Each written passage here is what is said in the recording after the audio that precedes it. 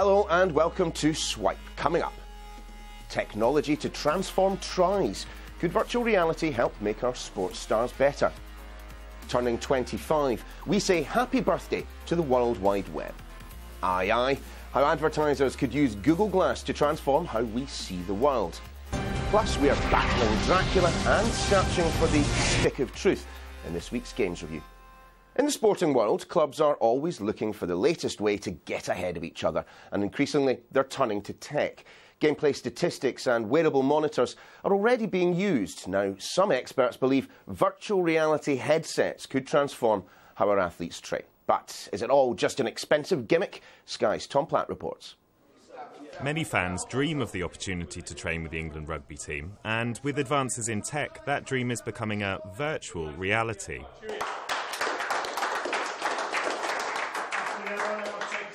Memories. Pride. Now, luckily, you don't have to be built like a rugby player to try out this piece of kit. This is the Oculus Rift, and the experience that's been built basically gives the average fan the chance to be part of the team and try out training with the England team. Now, at the moment, this is just for fans, but in the future, this kind of experience, this kind of training could help players themselves. Let's see what you can do. The technology means that real-life drills can be played out on a headset, and the England captain himself can see a future for virtual sport training. If there's a guy who's missed a training session or something, if you can just fit in straight to that kind of role, there's a massive opportunity for it, but I'm sure that's a long way away from where it is at the moment. England rugby attack coach Mike Catt has also said the tech could have real-world advantages, helping players with decision-making. It's brilliant having you on board. This will make sure you deliver. Other types of technology are already changing how coaches analyse the game and players chart their performance. They're using analytics software and even wearable tech to get ahead of other clubs. Sports teams, particularly at the elite end, are increasingly using technology and the data and the insight that technology can give them to make smarter decisions in training and on the pitch. But the idea of tech training doesn't appeal to everyone. There's an argument games are better off simplified. Playing in a team sport, the whole concept of that and what makes teams strong is a bond between the team, and you get that by training together. You can track how far a players run, but what doesn't tell you is the influence that they've had on a game. They might have run 400 metres in a game, scored 2 goals and won the game for you. Whether purists like it or not, with sport technology promising to improve play, the drive to win means there'll be more tech kit on the pitch soon. Tom Platt, Sky News. You're watching Swipe. Coming up, could Google Glass change how we interact with adverts? But first, we're celebrating a very special birthday on Swipe this week. Pass out the cake, hoist the bunting, take the sherry away from Granny. The World Wide Web is turning 25. It's certainly not too dramatic to say it's transformed how we live, from communication and education through to how we do business. But it's also come with its own set of problems, issues like hacking, cyberbullying and the dark web. So, a quarter of a century on, where are we now? Sky's Katie Spencer has been taking a look. The web has grown to touch the lives of almost everyone on Earth. A powerful force that's transformed how we interact in a way that's unlike anything we've ever seen. 25 years later, we've come quite a way since Sir Tim Berners-Lee first set out his vision for the World Wide Web. My role has been to create the space, right? Just like somebody who creates a big park where you can go and talk. His plan was a system of interlinked documents to be accessed on the internet using a web browser. One man's revolutionary idea which opened up the world. But while it's created new possibilities, it's also created new problems. We have Wikipedia on one side, which is really opening up access to information all around the world in incredible ways. But at the same time, our movements are tracked more than ever before. Our data is, no longer our own. Search engines have made finding out the facts even easier, or have they? In 2 days now, we generate as a society the information equal to the total amount of information assembled by humanity between birth of humanity and 2002.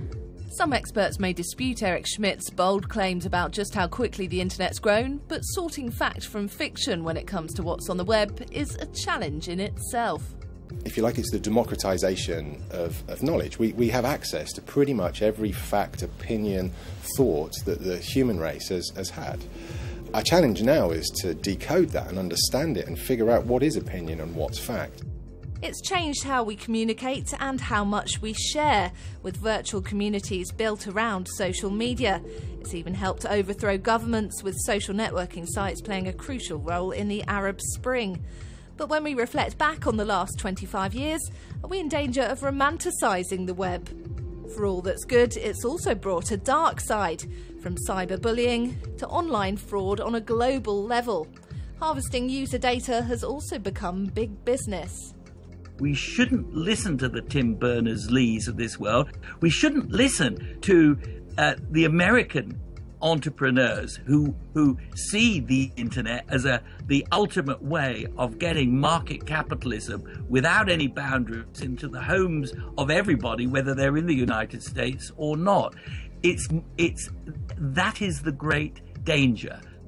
It's likely even bigger challenges lie ahead for the web.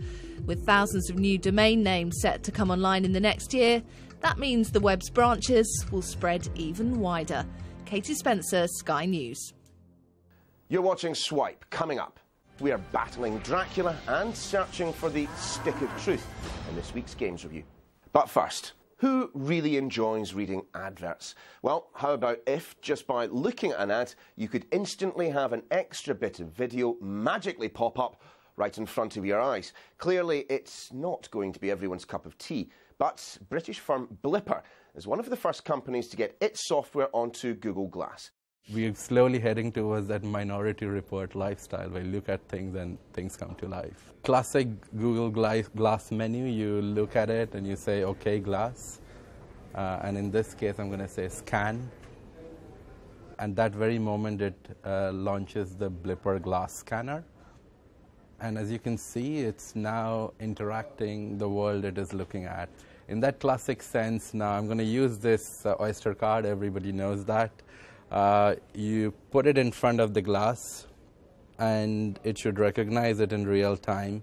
And you can see it gives us live status of all underground networks right now in London, whether it's good service or suspended. Another example would be this. Just visualize that this is a poster. You're going by a museum, and this is from natural history.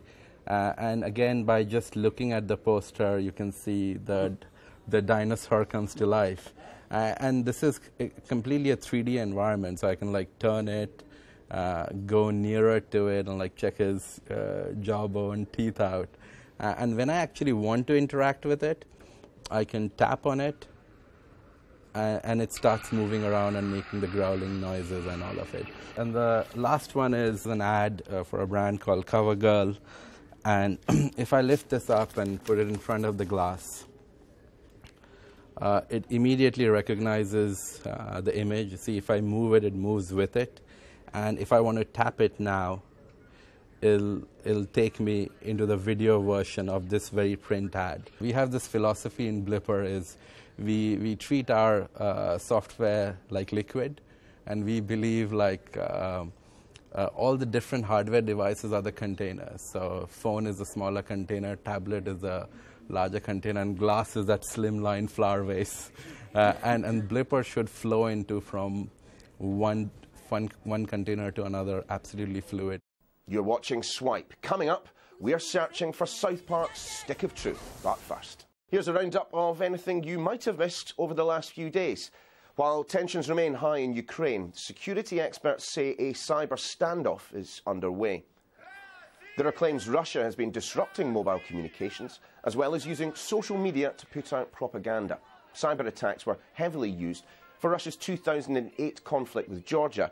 However, the Kremlin denies it has the capability to carry out warfare online. There are calls for the UK to follow America's lead and look into banning the use of e-cigarettes. LA has just voted in favour of restricting the battery-powered devices from being used in public spaces like bars and restaurants, following the lead of New York and Chicago. Politicians in the States have argued that vaping, inhaling vaporised liquid nicotine, is renormalising smoking. Could Facebook be about to invest in drones? The social media giant is reportedly in talks to buy manufacturer Titan Aerospace for around £35 million. Now, they make solar-powered drones capable of staying airborne for 5 years at a time. It's thought Facebook could use the technology for their Internet.org project, designed to get developing nations online. Sticking with the social media giants, if you're up to no good in Silicon Valley, you'd better watch out. Facebook has signed up its very own police officer to patrol around its San Francisco headquarters. Menlo Park's got a bit of a reputation for drugs and violence, and Mark Zuckerberg's company is paying £120,000 a year to combat it. Facebook as a company has not put any restrictions on how we use this officer. All they've ever asked for us is what we can do as a company, meaning Facebook, to help you, law enforcement, in making this a better community. We're all used to seeing satellite images of the Earth, but high-definition video is usually limited to the military.